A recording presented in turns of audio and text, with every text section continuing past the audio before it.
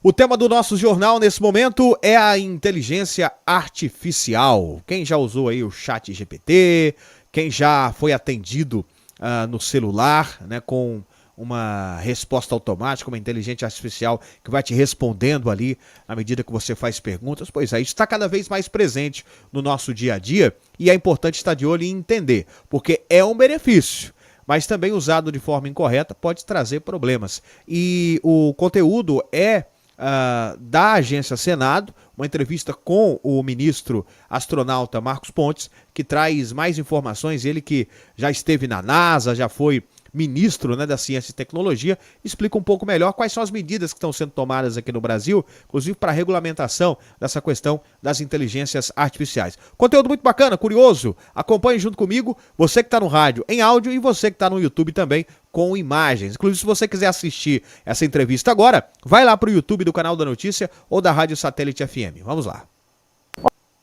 Olá, eu sou a Carla Benevides e este é o programa Argumento. O Senado deve começar a analisar o projeto de regulação da inteligência artificial.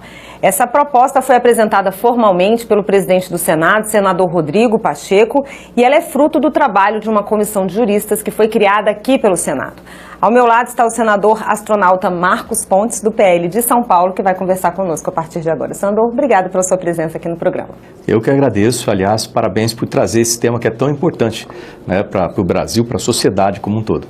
Pois é, senador, esse tema já está aí, a IA já está na vida das pessoas, já está acontecendo, e eu queria que o senhor fizesse para a gente uma breve explicação para os nossos telespectadores do que é exatamente a inteligência artificial.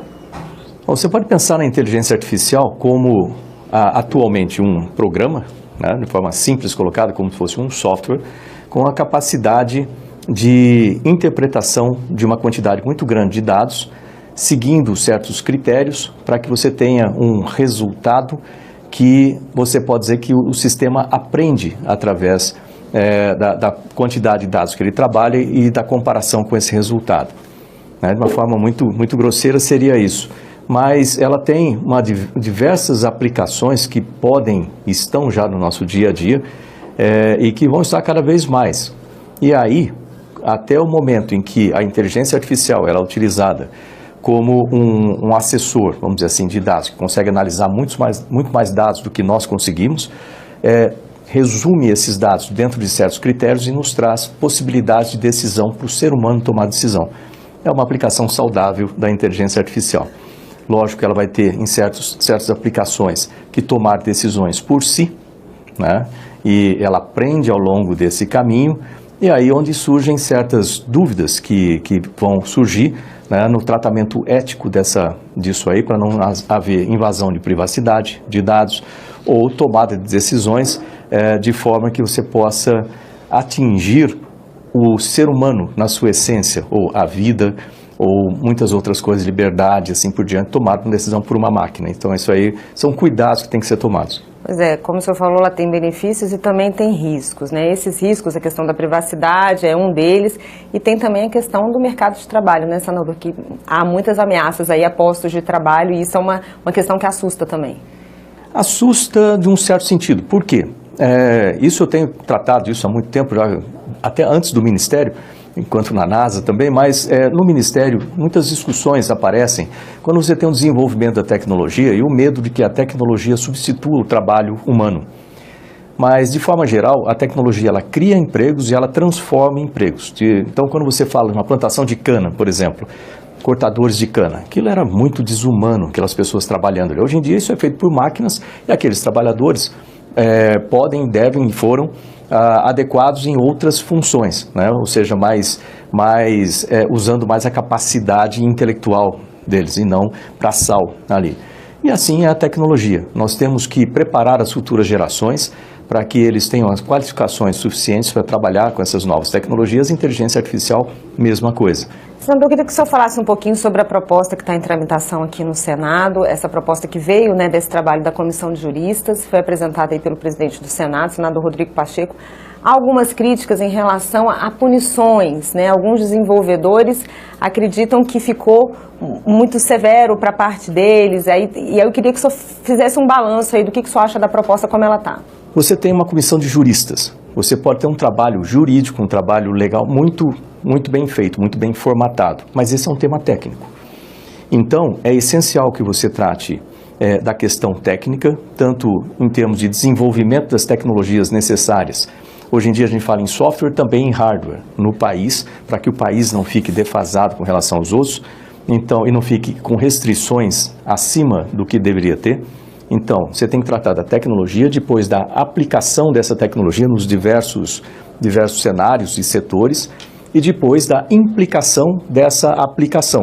Eu dei uma pincelada aqui falando com relação a alguns riscos, mas também muitas perspectivas a partir daí. Então, são 3 áreas: tecnologia, aplicação da tecnologia e implicação dessa aplicação. E depois você coloca o invólucro jurídico dentro daquilo. Você não pode começar, é como colocar o carro, vamos dizer assim, na frente dos bois. Não pode fazer esse tipo de coisa. Você começar pelo lado jurídico para depois fazer os consertos técnicos e assim por diante. Então, aquelas audiências, quando nós propusemos lá, foi exatamente para isso, para que uma audiência ou mais focada na parte técnica, uma audiência ou mais focada exclusivamente nas aplicações, depois análise das implicações, e aí sim, com todo esse arcabouço, você consegue colocar a parte jurídica. Então, acho que isso aí, pelo menos é a tônica que eu vou levar para dentro das discussões dessa comissão especial. Essa proposta, segundo o ministro, né, do STJ que trabalhou, que era o presidente da comissão, ela segue muito a linha do que está sendo aplicado na Comissão Europeia, que já está mais adiantada na questão da regulação da IA. Queria que o senhor falasse um pouquinho sobre a conversa do Brasil com outros países nesse sentido, porque essas empresas que tratam de inteligência artificial, elas são globais, né? Então, o que vai valer aqui tem que valer lá, e como é que vai ser essa conversa? Um primeiro ponto a se ter consciência é que quando você fala de tecnologias como tecnologias de internet, tecnologias, internet das coisas, por exemplo, programação em nuvem, né, computação quântica que vem aí pela frente, inteligência artificial, elas passam todas as fronteiras, elas transpassam isso aí. Eu era o representante do Brasil como ministro de Ciência, Tecnologia e Inovações no GPAI. GPAI é o Global Partnership for Artificial Intelligence, né?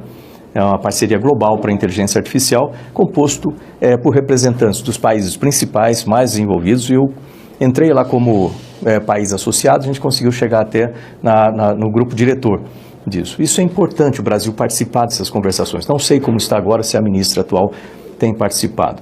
Mas nessas conversas nós analisamos exatamente, na perspectiva de diversos países, como que a aplicação deve ser feita e quais são os riscos que cada um apresenta, né? E nós vemos que o nosso país, logicamente, ele não pode ficar muito distante do que tem sido preconizado já nos outros países. Mas é importante, nem distante em termos de avançar muito em alguns temas, que você pode trazer riscos extras e causar certas preocupações em outros países por causa desses riscos extras, ou também não restringir demais, de forma que o nosso país deixe de ser competitivo no mercado muito promissor para as nossas empresas. Esse cuidado tem que ser tomado. Eu tenho conversado com diversas empresas pequenas e grandes, assim como associações de empresas do setor, e todos eles expressam exatamente essa mesma preocupação: não restringir o país, né, demais com relação aos outros países. E como fazer esse debate, senador? Porque há uma urgência em regular o tema, porque ele está aí e existem aí várias nuances, inclusive em relação à questão de direitos autorais, por exemplo. Você chega no ChatGPT, pede um texto, uma poesia baseada em determinado artista, como que fica isso? Enfim, né? Tem que regular. Ao mesmo tempo, tem isso que o senhor falou. Tem que ter um cuidado para não impedir o crescimento e não restringir demais. Como deve ser esse debate aqui, senador? Eu acredito que a melhor forma, considerando que é uma tecnologia, e tecnologia ela evolui exponencialmente, você não consegue colocar num texto de lei alguma coisa que seja extremamente detalhada, o que seria extremamente restritivo, e certamente vai ficar obsoleto em muito curto período de tempo.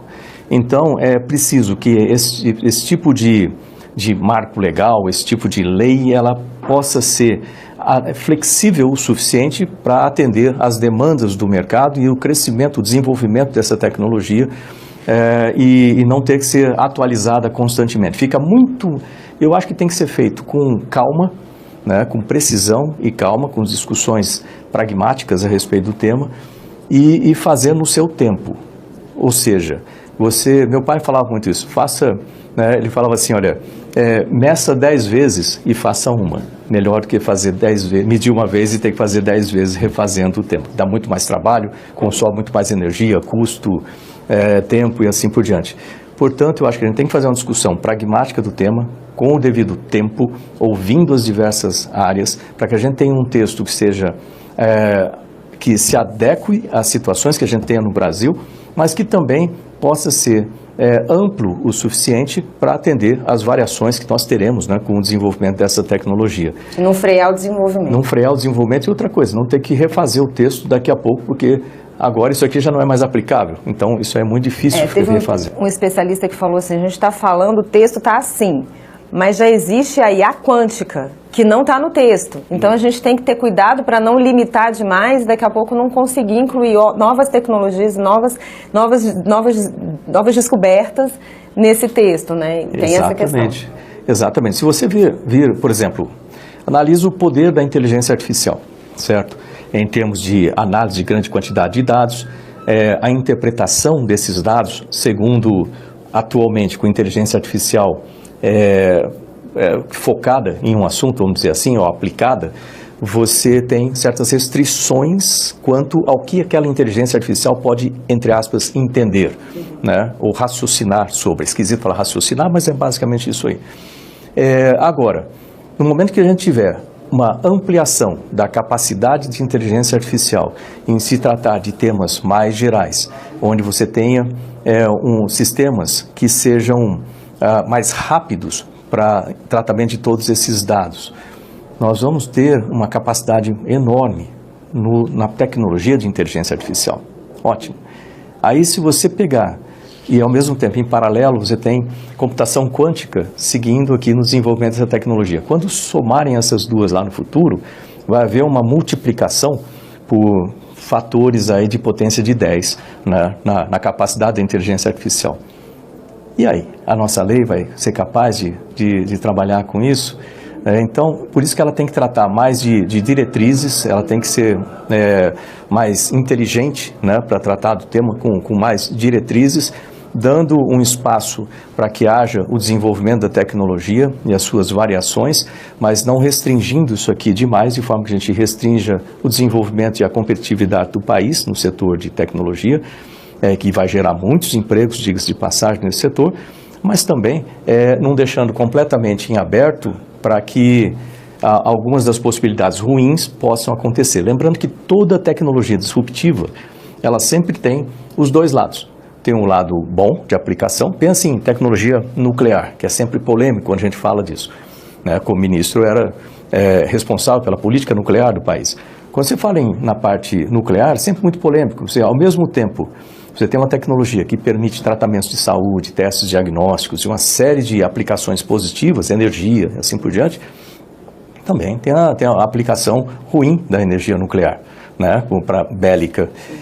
Quando você pensa num foguete, um foguete pode levar um experimento que vai salvar milhares de vidas, né, no espaço, ou ele pode virar um míssil também, né? Então, todas essas tecnologias, a própria internet, você pode ter uma utilização positiva da internet, uma utilização negativa da internet. Então, a inteligência artificial também não muda muito disso, e nem a computação quântica. Os maiores supercomputadores que nós temos no planeta hoje, se você coloca a melhor criptografia, né, existente no planeta para um computador atual resolver, talvez ele demore aí um ano para quebrar uma criptografia. Quando você tiver essa mesma criptografia com um computador quântico, ele vai quebrar isso aí em 1 minuto ou menos. Tem uma data, senador, para essa comissão especial começar a trabalhar? Olha, eu estava nesse momento, né, conversando, né, com o senador, com o Eduardo Gomes, e a ideia é que nós comecemos o mais rápido possível, né, para dar tempo, inclusive, de ouvir mais áreas. A ideia é que realmente que a gente faça, essa é uma discussão muito boa com todos os setores. Então, o mais cedo possível, melhor. Eu estava esperando que começasse essa semana já, para falar a verdade. Tá certo, senador. Obrigada e um bom trabalho aí nessa missão. Obrigado a vocês.